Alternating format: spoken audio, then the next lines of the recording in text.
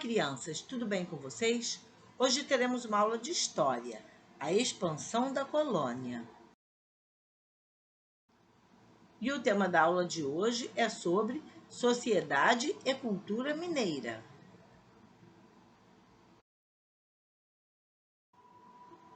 No período aurífero, a maioria da sociedade mineira era composta de escravos.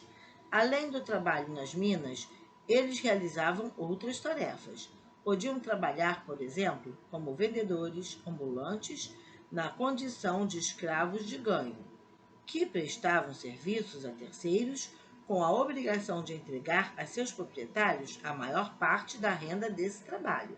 Desse modo, era possível guardar uma parte da renda obtida com o comércio ambulante e, em alguns casos, até mesmo uma quantia suficiente para comprar a própria alforria ou a de um parente, inclusive a da companheira ou do companheiro.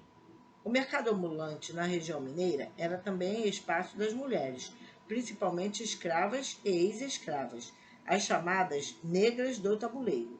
Vendiam diversos produtos pelas ruas das cidades e nas lavras. Elas também trabalhavam como fiadeiras, tecelãs, padeiras, costureiras, rendeiras, lavadeiras, receiras e parteiras, além de fazer todos os tipos de serviços domésticos.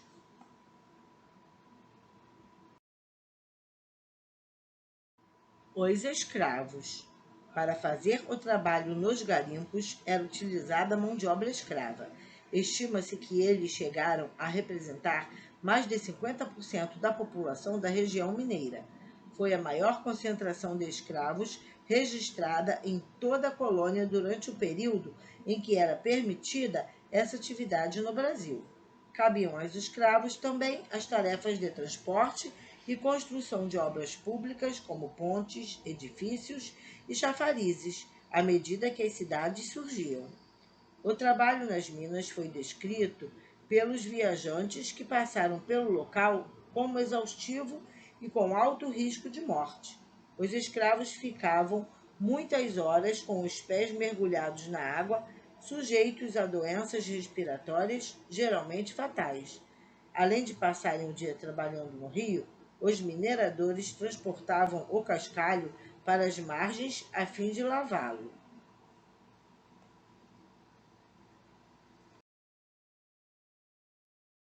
Além disso, havia o risco de rompimento de escoras das barragens feitas nos rios, que matava muitas pessoas por soterramento ou afogamento.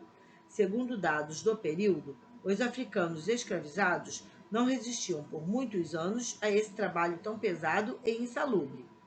A aguardente de cana, a cachaça, era item indispensável aos trabalhadores, pois além de fornecer calorias para o trabalho da mineração, provocava um estado de embriaguez que amenizava a dureza do trabalho. Aos poucos, no entorno das lavras, surgiram plantações de cana-de-açúcar direcionadas à produção de cachaça nos alambiques. Na região mineradora, a chance de conseguir a alforria era maior do que em áreas da colônia em que se praticavam outras atividades econômicas. Foi na capitania de Minas Gerais que se registrou o maior número de alforrias da época colonial. Estudos mostram que havia mais escravas alforriadas do que escravos, pois na região não havia muitas mulheres livres, o que levava muitos proprietários a se relacionar com elas, libertando-as como consequência.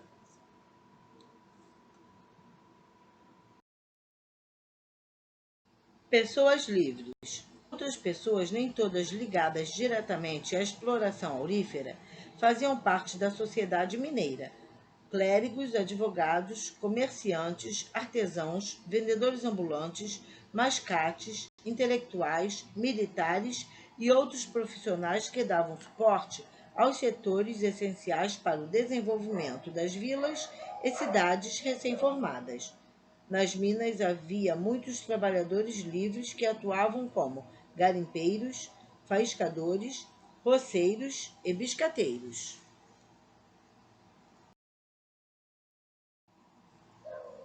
Parte da sociedade era formada por pessoas ricas, entre elas os proprietários das lavras, os contratadores, principalmente da região diamantina, os altos funcionários do governo e os grandes comerciantes.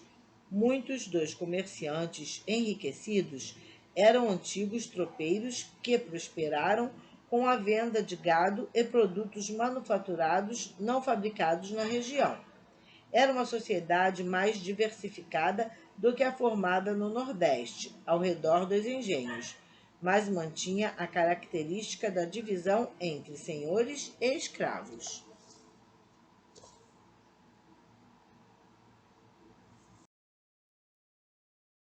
As Irmandades Mineiras. As Irmandades religiosas foram, em sua maioria, as responsáveis por uma vida cultural intensa nas Minas Gerais no século XVIII. O patrimônio cultural característico desse período, como as artes plásticas, a música e a arquitetura religiosa, teve as Irmandades como principais incentivadoras. As irmandades eram constituídas por grupos organizados por fiéis católicos, que não pertenciam ao clero. Elas construíam igrejas católicas e dedicavam culto a um padroeiro. Obedeciam à doutrina e às regras determinadas pela Igreja Católica e exerciam, dessa forma, um papel importante na vida social de seus membros e também no aspecto social. Organização de festejos, trabalhos e preservação de aspectos da identidade cultural dos muitos africanos que chegavam a Minas Gerais. Além da vida religiosa, esses grupos proporcionavam segurança e ajuda mútua. Para os negros escravos, auxiliavam na compra de cartas de alforria. Outras irmandades eram responsáveis pela Casa de Misericórdia, que era um hospital local. Existiam irmandades de diversas constituições, podendo ser só de homens brancos da elite, negros escravos, negros alforriados ou todos os tipos de pessoas.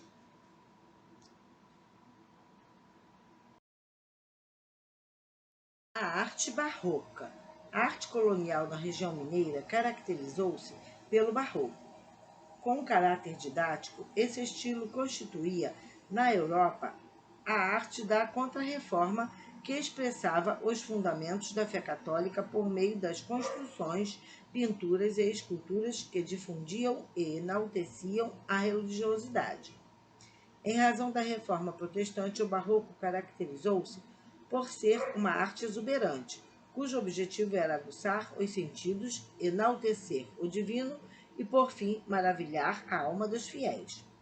Em Minas Gerais, o barroco manifestou-se no início do século XVIII, um século depois de ter iniciado na Europa, e teve características próprias, pois a distância das vilas litorâneas e a dificuldade de transportar materiais levou os construtores, artífices e artesãos a buscar e valorizar o uso de materiais locais.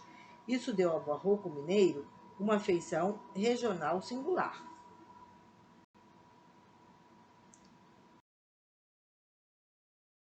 A arte barroca é encontrada em diversas cidades mineiras e pode ser admirada na arquitetura de igrejas construídas pelas Irmandades, na estatuária dos santos e anjos de madeira, no mobiliário, bem como na ornamentação de altares e nas grandes esculturas de pedra-sabão, material abundante na região. Entre os artistas dessas obras grandiosas destacam-se Antônio Francisco Lisboa, o Aleijadinho, escultor e arquiteto; Emanuel da Costa Ataíde, o mestre Ataíde, pintor e decorador de ouro. Sobressaíram na literatura poetas como Tomás Antônio Gonzaga, Cláudio Manuel da Costa e Alvarenga Peixoto, todos envolvidos no episódio da Conjuração Mineira. E na música, Joaquim Eurico Lobo de Mesquita, Marcos Coelho Neto, Manuel Dias de Oliveira e Francisco Gomes da Rocha, que, como intérpretes, compositores e regentes, produziram obras brasileiras. E este foi o recado de hoje sobre sociedade e cultura mineira. Espero que tenham entendido. Deem um like, se inscrevam em meu canal e até o próximo vídeo.